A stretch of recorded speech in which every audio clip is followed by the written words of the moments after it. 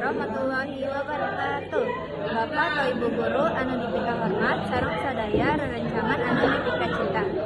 Dinten anu cahil simpuri orang sadayana pikeun ngamutan hiji kecap anu basaja nani ngagaduhan makna anu kacida jerona dina kahirupan urang nyaeta kajujuran.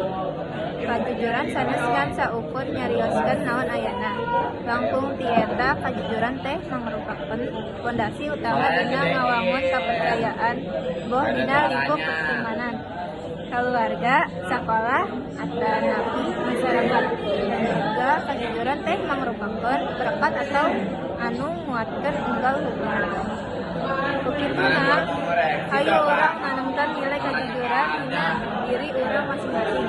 Mimitian di hal-hal anu alit sapertos henteu nyontek nalika ujian ngaku kasalahan upami ngalakukeun kalembatan sareng salawasna nyarios naon ayana.